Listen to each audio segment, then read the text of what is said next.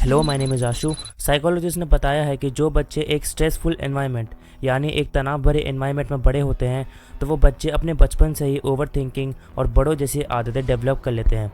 जैसे कि अगर पेरेंट्स अपने बच्चों को बोलते हैं कि तुम नाकारा हो या फिर तुमसे बेहतर तो बाकी के बच्चे हैं, तो वो बच्चा एक वर्थनेसनेस यानी एक नाकारापन की फीलिंग को डेवलप कर लेता है और इसके हायर चांसेस होंगे कि वो बच्चा फ्यूचर में इमोशनल डिफिकल्टीज का सामना कर सकता है और मेंटल हेल्थ प्रॉब्लम को भी ग्रो कर सकता है, क्योंकि आखिर वो बड़ा ही ऐसे वातावरण में हुआ है जहाँ उसको ये बताया गया है कि वो नकारा है या फिर वो किसी काम का नहीं। वहीं अगर बच्चे एक सपोर्टिव एनवायरनमेंट में बड़े होते हैं तो वो बचपन से ही कई सारी चीज़ें और डिसीजन मेकिंग भी सीख सकते हैं बिना किसी से क्रिटिसाइज हुए या फिर जज हुए, और इसके हायर चांसेस होंगे कि वो बच्चा फ्यूचर में एक सक्सेसफुल इंसान बन सकता है, क्योंकि आखिर उसे बचपन से यही सिखाया गया है कि वो खुद से बहुत कुछ कर सकता है। तो यहाँ से आपको समझ आ गया होगा कि बच्चों को जैसे एनवायरनमेंट में रखा जाएगा वो वैसे ही बनेंगे। अगर उनको एक अच्छे वातावरण में रखा जाएगा तो वो अच्छे ही बनेंगे, लेकिन अगर उनको बुरे वातावरण में रखा जाएगा तो वो बुरे ही बनेंगे, क्योंकि ये सारी आदतें बच्चों को मेंटली अफेक्ट करती हैं। तो ऐसा ही एक साइकोलॉजिकल एक्सपेरिमेंट कुछ बच्चों पर किया गया था, जिस एक्सपेरिमेंट का भुगतान उन बच्चों को बड़े होने के बाद भी भुगतना पड़ा।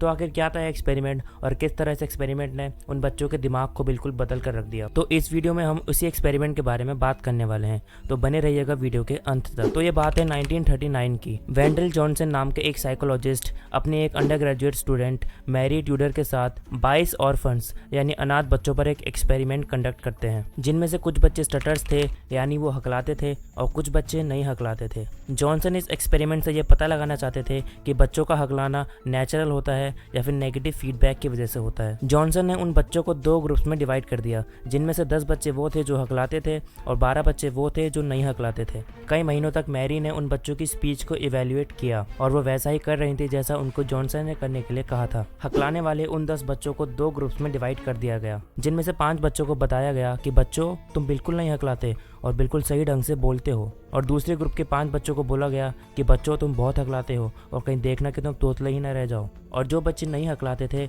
उनको भी 2 ग्रुप्स में बांट दिया गया, जिनमें से पहले ग्रुप के बच्चों को बोला गया कि बच्चों तुम बिल्कुल नहीं हकलाते और बिल्कुल सही ढंग से बोलते हो, और दूसरे ग्रुप के बच्चों को बोला गया कि बच्चों स्टाफ ने कहा है कि तुम धीरे धीरे हकलाना शुरू कर रहे हो और कहीं देखना कि तुम तोतले ना बन जाओ। ऑफ कोर्स ये झूठ था और सभी बच्चों को बोला गया you must try to stop yourself immediately, use your will power, do anything to keep you from stuttering, don't ever speak unless you can do it right. मतलब तुम्हें जल्द से जल्द अपने आप को रोकना होगा, अपनी इच्छा शक्ति का यूज़ करो, कुछ भी करो, लेकिन तुम्हें हकलाना नहीं है, और जब तक तुम इसको ठीक नहीं कर सकते जब तक बोलो भी ना। ये एक्सपेरिमेंट काफ़ी महीनों तक चला और धीरे धीरे इस एक्सपेरिमेंट के रिजल्ट भी सामने आने लगे। सेकेंड ए ग्रुप की एक 5 साल की नॉर्मा जी नाम की बच्ची के साथ अपने दूसरे सेशन के बाद ट्यूडर ने बताया कि उस बच्ची को बोलने के लिए राजी करना काफी मुश्किल था। हालांकि वो बच्ची 1 महीने पहले बहुत बोलती थी और बहुत खुश भी रहती थी, और उसी ग्रुप की एक 9 साल की बेटी नाम की बच्ची ने तो बोलना ही बंद कर दिया था। वो किसी से बात नहीं करना चाहती थी और शर्म की वजह से हमेशा अपने चेहरे को ढक कर रखती थी। ट्यूडर ने बताया कि उसके सेशन में मौजूद एक सबसे बड़ी बच्ची, जिसका नाम था हेजल पॉटर, वो अपने आप को लेकर बहुत ज़्यादा कॉन्शियस यानी सचेत हो चुकी थी। वो अब किसी से ज़्यादा बात नहीं करती थी और निराशा की वजह से अपनी उंगलियां चटकाती रहती थी। पॉटर से पूछा गया कि वो बोलते समय इतना आ क्यों करती है, तो उसने जवाब दिया कि उसे डर होता है कि वो बोलते समय अगला वर्ड नहीं बोल पाएगी। और पूछा गया कि वो अपनी उंगलियां क्यों चटकाती है, तो उसने जवाब दिया क्योंकि उसे डर होता है कि वो अगला वर्ड बोलते समय आ बोलने लगेगी। उन 22 बच्चों ने स्कूल का काम करना बंद कर दिया था और एक बच्चे ने तो क्लास में आना ही बंद कर दिया था। एक 11 साल के क्लैरेंस फीफर नाम के बच्चे ने खुद को बड़ी उत्सुकता से सुधारना शुरू कर दिया था। ट्यूडर ने बताया कि क्लैरेंस ने उसे कहा कि उसे बोलने से पहले ही शब्दों में परेशानी होने वाली है।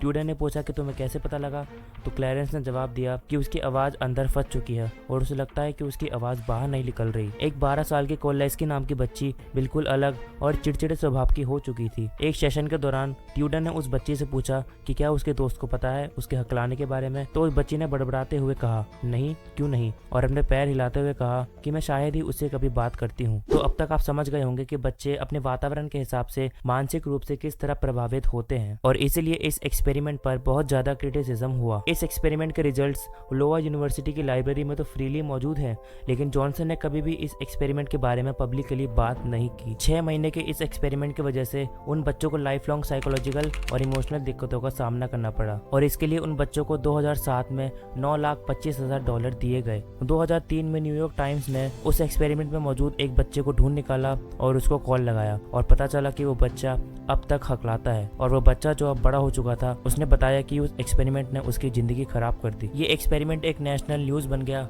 और इस एक्सपेरिमेंट का नाम रखा गया द मॉन्स्टर स्टडी। इस एक्सपेरिमेंट के बारे में बहुत से आर्टिकल्स लिखे गए और 2001 में एथिक्स नाम की एक किताब लिखी गई जिसमें इस एक्सपेरिमेंट की साइंटिफिक नॉलेज दी गई। कुछ ऑथर्स ने लिखा कि अनाथ बच्चों पर एक्सपेरिमेंट करना और उनको मानसिक रूप से नुकसान पहुंचाना बिल्कुल गलत था और कुछ ऑथर ने कहा कि जॉनसन का ये एक्सपेरिमेंट एक्सेप्टेबल रिसर्च की बाउंड्रीज पे नहीं आता और मैरी ट्यूडर ने इस एक्सपेरिमेंट को खराब तरीके से डिजाइन किया था। लोवा यूनिवर्सिटी के एक स्पोक्समैन ने कहा कि ये ऐसा एक्सपेरिमेंट था जो किसी भी युग में कभी भी बचाव के योग्य नहीं आना चाहिए और मैरी ट्यूडर ने अपनी मौत के समय कहा कि उन्हें बहुत दुख है कि वो भी इस एक्सपेरिमेंट का एक हिस्सा थी। तो ये थी कहानी मॉन्स्टर स्टडी की। अगर आपने वीडियो यहाँ तक देखा और आपको एक्सपेरिमेंट समझ में आया तो वीडियो को लाइक करने के साथ चैनल को सब्सक्राइब भी कर देना, क्योंकि आपको इस चैनल पर ऐसी ही साइंटिफिक वीडियोज़ मिलती रहेंगी। मैं मिलता हूँ आपसे अगली वीडियो में।